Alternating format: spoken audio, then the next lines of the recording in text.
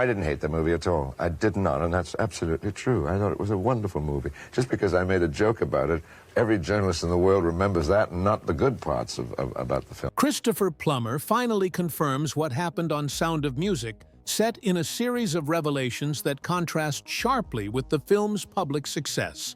We all know it as the wholesome classic that defined an era, right? But the story off camera was nothing like the fairy tale we saw on screen. Christopher Plummer just broke his silence, finally revealing shocking truths that flip everything we thought we knew about the film, from chaotic shoot days to hidden feuds and secrets that nearly derailed production. Stick around, because this is not The Sound of Music. You remember Plummer's reluctant start with The Sound of Music. Christopher Plummer never made any effort to hide how much he disliked The Sound of Music. In the beginning, while millions of people adored the movie and saw it as one of the most heartwarming films ever made, he viewed it quite differently. To him, it was not a masterpiece, but a sentimental and overly sweet musical that didn't challenge his talent as an actor. Those who knew him back then often said he carried himself like a man who had been dragged into something he wanted no part of. When the script first landed on his desk, he had almost thrown it aside. He was, after all, a classically trained Shakespearean actor who had built his reputation on complex, layered characters, not singing fathers leading a group of children through the Austrian hills. He thought taking such a role might make the world forget his serious side as an artist. And honestly, who could blame him for worrying that playing Captain Von Trapp might label him as a light-hearted musical actor rather than the profound performer he believed himself to be? The role itself didn't help his case. Captain Von Trapp was, in Plummer's eyes, a rather dull and predictable man, strict, proud, and softened only by the magic of love and song. There wasn't much depth there, he thought, no room to stretch or explore. Plummer wanted roles that tested his craft, that forced him to dig deep and feel something raw.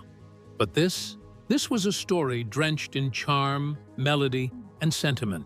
And to make matters worse, he thought he was far too young to play the father of 7 children.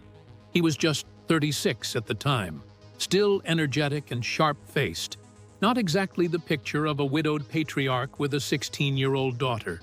He reportedly joked that he could barely picture himself as the father of 1 child, let alone a family choir.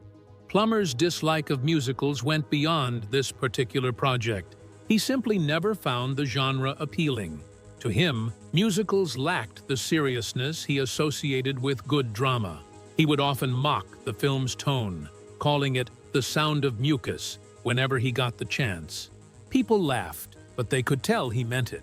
He thought the story was so sweet that it could almost make your teeth ache. He even once said that working on the film was like being hit over the head with a giant Valentine's Day card every single day.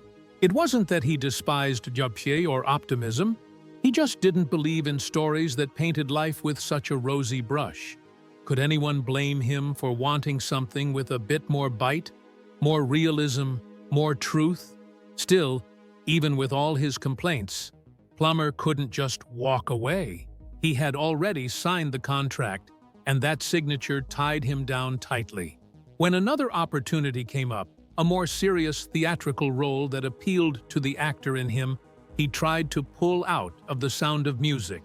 But by then, the studio had spent too much money and time preparing for the shoot. They weren't about to let him go that easily. The studio's lawyers made it clear that if he backed out, there would be serious consequences. It could have destroyed his career before it even truly began. So, faced with the unpleasant choice between artistic pride and professional survival, Plummer decided to stay. It wasn't exactly a choice made with joy, but with resignation. Sometimes, life doesn't give you the luxury of saying no. Ironically, that reluctant yes would turn out to be the very thing that made him a household name. Millions would come to love his performance, his charm, and his stern but gentle portrayal of Captain Von Trapp. Yet, even as the film broke records and became one of the most beloved musicals in history, Plummer himself never truly warmed up to it. He later admitted he respected the film for what it meant to audiences, but he never found much joy in his own part. During the filming, his frustration only deepened. The cheerful songs, the endless rehearsals, the sugary tone, all of it grated on his nerves. There was a kind of irony in watching a man so deeply skeptical of the story help bring it to life so beautifully. Did he ever wonder, years later, how something he once despised became a classic that people still cherish? Behind the smiles and the songs, there was a very different atmosphere for him. The production, though iconic on screen, wasn't the dream experience many imagined. He sometimes complained about the long shoots, the sentimental script, and even the constant presence of the children. It wasn't that he disliked them personally. Julie Andrews, for instance, he admired greatly. But he often described the experience as painfully wholesome, something that tested his patience as much as his acting skills. And yet, through all of that frustration, he managed to deliver a performance that has stood the test of time. A performance so raw, so unfiltered, that even decades later, people still talk about it. But what most fans never saw was the storm raging behind the scenes, the tension, the tempers, and the chaos that nearly tore the entire set apart. The truth behind this movie is even wilder than the story on screen. Stay with me till the very end. It only gets more unbelievable from here. Behind the scenes, chaos, drinking, and disasters. Behind the beautiful magic of The Sound of Music, beneath its glossy scenes and cheerful songs, there was a much different story unfolding, one filled with mishaps, frustrations, and moments that were far from picture perfect. It was said that what looked like a dream on screen was, in reality, a series of exhausting, chaotic, and sometimes painful experiences for those who brought it to life. Who would have thought that such a beloved family classic, one that seemed so full of joy and harmony, had such a difficult journey behind the scenes? Julie Andrews, for instance, had one of the toughest tasks right at the very beginning of the film. That iconic moment when Maria twirls around the open Austrian hillside, her arms wide and her voice echoing through the valley, looked effortless to audiences, but Andrews later admitted it was nothing close to the peaceful picture people saw. She described how a cameraman strapped to a helicopter had to fly in close to capture the sweeping aerial shots. The problem, she explained, was that every time the helicopter circled around her, the force from its downdraft sent her tumbling straight into the grass. She would start gracefully, twirling with that joyful smile, and then wham! She'd be knocked flat on her back by the wind. Andrews said it happened over and over again. After 6 or 7 takes, she was left spitting dirt and hay, frustrated and sore. She kept smiling for the camera, of course, but deep down she was fuming at how difficult it all was. Could anyone blame her? After all, how could something so simple on screen feel like a battlefield behind the lens? Then there was Christopher Plummer, who played the stern yet charming Captain Von Trapp. Despite the praise he received for his performance, he was anything but happy during filming. Many years later, he confessed that he had been drinking heavily throughout production. In fact, he openly admitted that he was dead drunk during one of the film's most emotional moments, the music festival scene where he performs Edelweiss. Looking back, Plummer didn't sugarcoat his behavior. He described himself as a pampered and arrogant young man, spoiled by success on the stage. His dissatisfaction with the project even extended to his appearance. He indulged so much in Austrian food and wine that his costumes kept getting tighter by the day. Tailors had to let them out to their very limits, and in some cases, remake them completely. It seemed that the more Plummer tried to drown his boredom and frustration, the more the production had to work around his excesses. Isn't it ironic that one of the most elegant characters in the film was often, in reality, just trying to hold himself together off camera? Not all challenges were the result of tempers or frustration, though. Sometimes, even the most romantic scenes turned into unintentional comedies. Take the beloved gazebo scene, for example, the tender moment when Maria and Captain Von Trapp finally admit their feelings for each other. It looked like pure movie magic, but Andrews and Plummer couldn't stop laughing long enough to get through it properly. The problem wasn't them, exactly. It was the lighting equipment. Every time they leaned in for a kiss, the machinery would make a loud, raspberry-like noise, completely ruining the moment. Imagine trying to stay serious when all you can hear is that sound. The director, Robert Wise, grew increasingly frustrated after more than 20 takes, and in the end, he gave up on his original plan. He decided to film the scene in silhouette, not for artistic effect, but to hide the fact that both actors were struggling to keep straight faces. It was one of those times when technical difficulties became a blessing in disguise, though no one on set found it particularly funny at the time.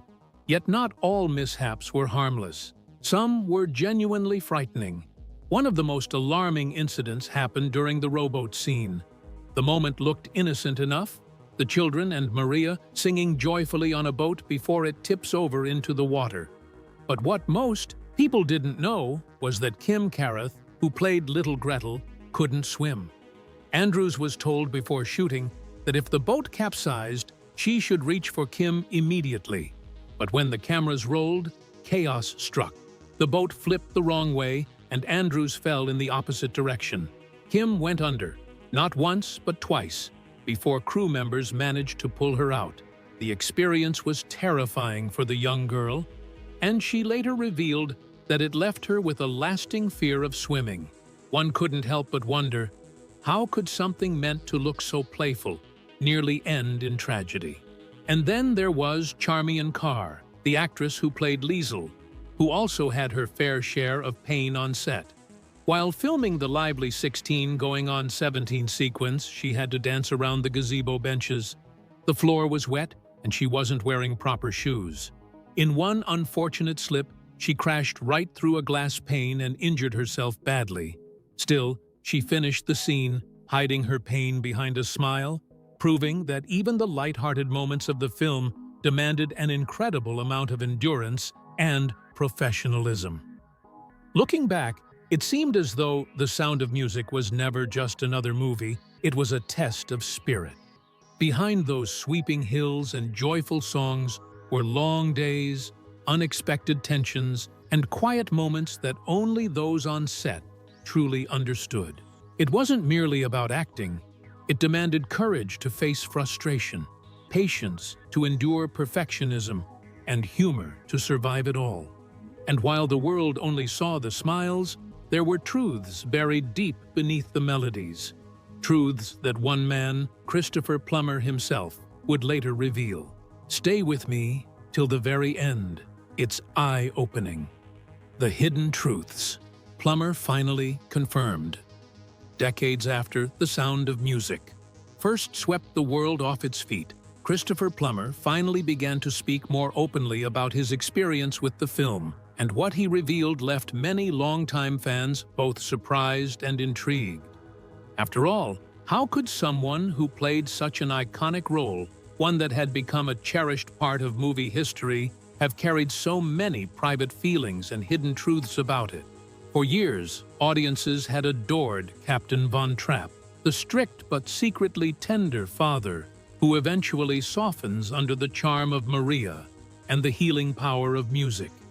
But behind the camera, Plummer's feelings about the role were far more complicated than anyone could have imagined. He admitted that even though people often praised his performance, not everything that audiences heard in the film actually came from his own voice. While he did have a decent singing voice, the producers thought it wasn't quite up to the professional standard they wanted for such a big production. They felt it needed a smoother, more polished quality, something that would perfectly match the film's emotional tone. As a result, they decided to have a professional playback singer, Bill Lee, record all of Captain Von Trapp's songs, including the heartfelt performance of Edelweiss. Plummer later shared that he wasn't offended by this decision, though he did find it a bit amusing that someone else was literally singing for him while he was lip-syncing with such deep emotion. He mentioned that Bill Lee's voice actually sounded very close to his own, which made the final product believable. Still, one can't help but wonder how Plummer must have felt knowing that a moment so loved by millions didn't quite belong entirely to him. Years later, fans were thrilled when a special 4-disc collector's edition of The Sound of Music finally included Plummer's original recordings, his real, unedited vocals. Listeners described his voice as less refined, but incredibly sincere, filled with emotion and rawness that somehow made the songs even more touching. There was something deeply human about hearing those versions, as if a piece of truth had finally been restored to a story that everyone thought they already knew by heart. It made people reflect on how sometimes imperfection can hold more beauty than perfection ever could. But perhaps the most shocking confession Plummer ever made about filming the movie was that he had actually been drunk during one of its most iconic scenes. He revealed that when they shot the music festival sequence, the moment when Captain Von Trapp sings Edelweiss in front of an entire crowd, he had been completely intoxicated. He said he was trembling with fear, overwhelmed by the pressure of performing with a full orchestra watching him. It wasn't just stage fright, it was something deeper, a kind of emotional vulnerability he couldn't quite control. According to Plummer, Julie Andrews had to physically steady him because he was shaking so much, and without her support, he might have fainted right there on set. He later admitted, with a mix of humor and honesty, that his heavy drinking throughout the filming wasn't just about nerves, it was also because he felt out of place in the movie itself. The Sound of Music was full of optimism, sweetness, and sentimentality, and while the world loved that, Plummer himself struggled with it. He thought the material was too saccharine, too goody-goody, as he once described it, and it made him uncomfortable. He was a classically trained actor who preferred darker, more complex roles, and suddenly he found himself in a story about nuns, children, and sing-alongs. How could someone like him possibly fit into a world like that? It seemed almost ironic that the same film he once resisted became the very project that would define his legacy.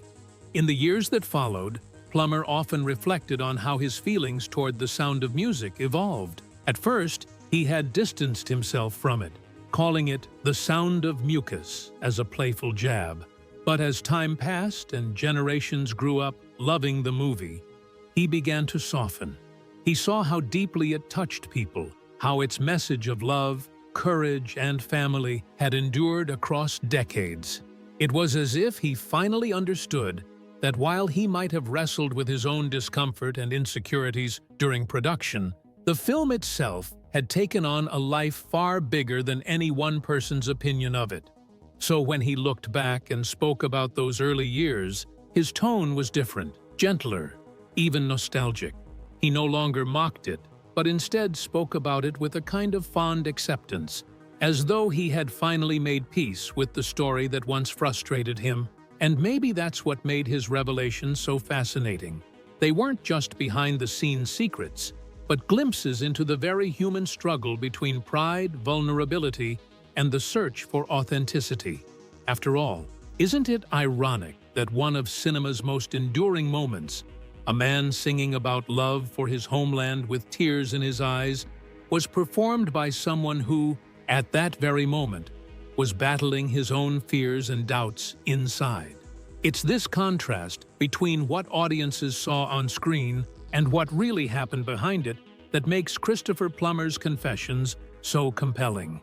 They remind people that even the most beautiful art can be born out of discomfort, that sometimes what feels awkward or imperfect in the moment ends up becoming timeless. And perhaps that's the lasting magic of The Sound of Music. It wasn't just a perfect fairy tale, it was a mirror of real, imperfect humanity. But behind those rolling hills and timeless songs, not everyone saw the magic the same way. In fact, the man who played Captain Von Trapp had a very different opinion. What he said about the film might surprise you, and honestly, it changed the way many fans saw him forever. So before you hum along to Do Re Mi again, keep watching till the very end, because his brutally honest confession will leave you speechless. He called it The Sound of Mucus. Christopher Plummer never made a secret of how he felt about The Sound of Music. Beyond simply disliking the film, he went a step further. He openly mocked it. People often remembered how he jokingly called it The Sound of Mucus, a nickname that stuck in pop culture as one of the most brutal but oddly funny criticisms ever made by an actor about his own work. In his 2008 autobiography, In Spite of Myself, he even went out of his way not to mention the movie by its title, referring to it with sly nicknames like S&M or just The Movie. It was almost as if he couldn't bring himself to say its name, as though doing so would somehow tie him forever to the sugary sweetness he so despised. And really, could anyone blame him for feeling that way when he was known for playing darker, more complex roles? For an actor like Plummer, who had built his career on intensity and sophistication, a sentimental musical filled with cheerful songs and wide-eyed optimism might have felt like a professional nightmare. He often said that the romance between Captain Von Trapp and Maria felt forced, too polished, and completely unrealistic. To him, it was an overblown fairy tale disguised as a love story, the kind that made his skin crawl. He once said that working with Julie Andrews was like being repeatedly hit over the head with a valentine, a comment that sounded both humorous and exasperated at the same time. It wasn't that he disliked Andrews personally, he actually admired her talent and charm, but he couldn't quite stomach the overly romantic tone the film demanded from him. One might wonder, though, how strange it must have felt to play such a beloved character while secretly rolling his eyes inside. Did he ever think about how millions of people around the world adored what he dismissed as shallow? Plummer often described The Sound of Music as awful and sentimental and gooey, a combination of words that painted a clear picture of how much he loathed its syrupy sweetness. To him, it wasn't just a movie, it was a test of patience, a role that trapped him in a world of smiles and songs that never seemed to end. Yet, in an odd twist of fate, the film became one of the biggest successes of his entire career. How ironic is that? The one movie he couldn't stand turned out to be the one that defined him for generations. Everywhere he went, people associated him with Captain Von Trapp, the stern father who learns to love again, and not with his many Shakespearean roles that he considered far more worthy. Over time, he grew to accept that the film's appeal wasn't going away. Fans would still approach him with excitement, their eyes lighting up as they mentioned the movie that had shaped their childhoods. He knew that The Sound of Music meant a lot to people, even if it never meant much to him. Maybe that's the funny thing about art. It doesn't always belong to the artist once it's out in the world. Could it be that Plummer's distaste for the movie made it even more iconic, simply because his honesty added another layer to its story? Perhaps, deep down, he understood that despite all his mocking, The Sound of Music had a kind of magic he couldn't erase. Still, he never stopped being candid about his feelings. He would laugh at interviews, shaking his head at the mention of the film, as if remembering an embarrassing old love letter he once wrote, but could never take back. For him, The Sound of Music was an experience that was both a blessing and a curse. Beautifully filmed, yes, but unbearably sentimental, in a way that went against his artistic instincts. He wasn't the type to enjoy sugar-coated tales, and this one, in his eyes, was coated in sugar from start to finish. From hate to acceptance, a shift in perspective. Over the years, Christopher Plummer's relationship with The Sound of Music took a truly surprising turn, one that no one, not even the man himself, could have predicted.